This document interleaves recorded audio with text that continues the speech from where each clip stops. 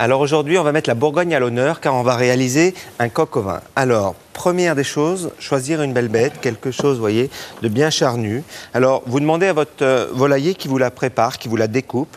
Alors, on sépare bien les cuisses de côté. Alors, ce qu'il faut faire, c'est qu'une fois qu'elles sont bien séparées, on va légèrement la piquer comme ceci avec une fourchette, une grande fourchette, et on va pouvoir la flamber parce que, vous voyez, il y a des petites poils comme ceci qu'il faut bien flamber. C'est pas très agréable à la cuisson. Donc là, que le côté peau, hein, donc on fait bien la pointe, on n'hésite pas de bien la flamber comme ceci.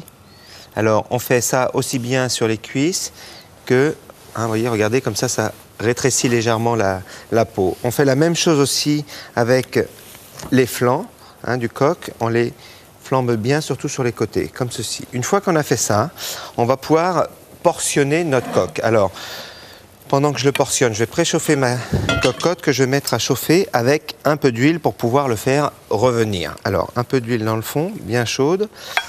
Et donc, il ne faut pas faire des trop petits morceaux. Vous voyez, on va essayer de couper bien à la jointure ici, comme ceci, en plein milieu. Et voilà, on va laisser des gros morceaux comme ceci qu'on coupera après si on veut. Au niveau de la pâte ici, on va, avec un couteau bien tranchant, vous voyez, faire quelque chose de bien propre. Ici, on va juste couper la chair, juste en deux, hein, ce qu'on appelle le gras de cuisse. D'abord couper la chair pour éviter de se blesser, et ensuite d'un coup sec, on va couper le petit os au milieu. Voilà, surtout laisser l'os, c'est ce qui va amener du goût. Alors, pendant que je vais préparer les filets, voilà,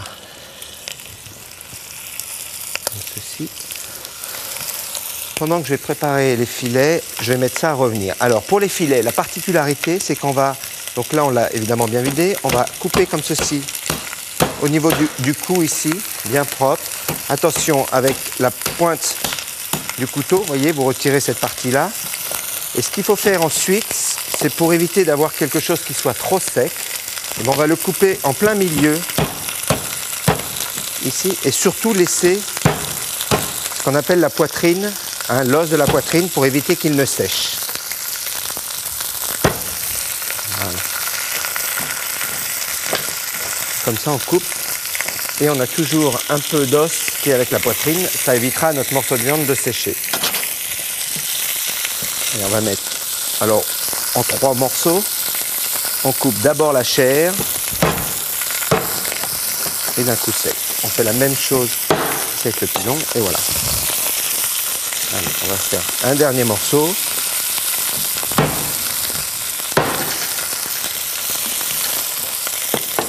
Comme ceci. Alors, toujours quand vous faites revenir votre coq sur le côté peau. Et vous avez vu, j'ai posé les morceaux et on les laisse bien caraméliser. Voilà. Donc là, nos morceaux sont en train de revenir. Les premiers que j'ai mis, je pense qu'on va pouvoir les retirer. Vous voyez, on les décolle, comme ceci. Et on va commencer à les assaisonner. Je vais chercher du sel et du poivre. Voilà. Et on les assaisonne directement dans la cocotte. Voilà. En attendant que les autres morceaux rôtissent bien, je vais préparer ma garniture. Alors la garniture du coq au vin, c'est tout simplement une garniture bourguignonne, c'est-à-dire champignons de Paris, des lardons, et on utilise aussi des oignons gros lots. Alors, dans une poêle, on va mettre un peu d'huile. On va découper des lardons. Alors, bien réguliers. Comme ceci.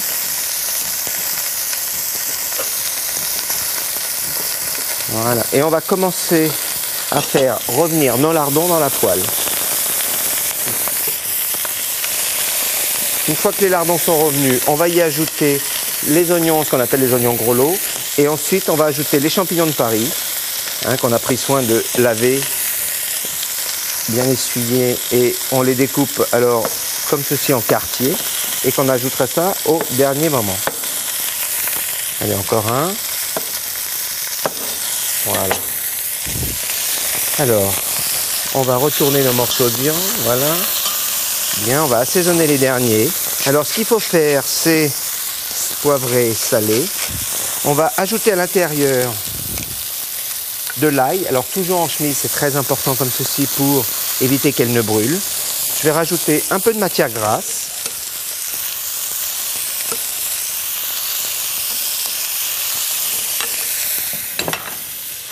Voilà. Vous voyez, on commence à avoir plein de sucre à l'intérieur. Surtout bien revenir, c'est ce qui va donner toute la couleur à notre coq au vin. Ensuite, on va pouvoir y ajouter la farine. Alors, c'est ce qui s'appelle singer.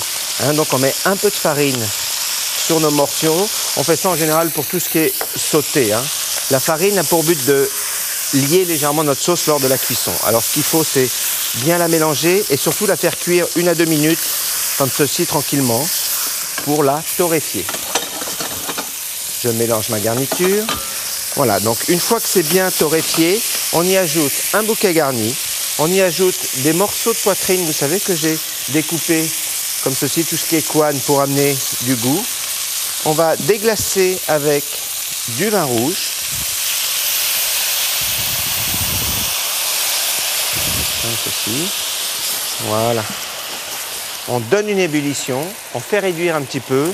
Ensuite, on ajoute du bouillon de volaille à l'intérieur et on fait mijoter tranquillement. Alors, je finis ma garniture, je mets les champignons, les oignons. Donc, une fois que ça réduit avec le vin rouge, on ajoute le bouillon de volaille et bien évidemment, comme il faut cuire à peu près ça, on va dire une bonne petite heure, voire 1 heure et demie, je vais le mettre de côté et je vais récupérer une cocotte. On passe de la bleue à la rouge. Et là, attention, magie de la télévision, j'ai déjà un coq qui est tout prêt à être dressé. Donc, vous voyez, on a une très belle couleur, c'est réduit. Alors, ce que j'ai mis à côté, c'est que j'ai mis de la sauce à réduire. Alors, ce que vous faites, c'est quand votre coq est cuit comme ça, vous voyez, au dernier moment, votre garniture, vous la jetez à l'intérieur et vous redonnez une ébullition et vous finissez de cuire ensemble. Voilà, le coq est là, la sauce est là. Bien réduite. Alors, ce qu'il faut, c'est, vous voyez, qu'elle soit bien nappante. Il ne vous reste plus qu'à dresser tout ça dans un beau plat. C'est un plat très convivial. Il ne me reste plus qu'à vous dire au revoir et à demain pour une nouvelle recette.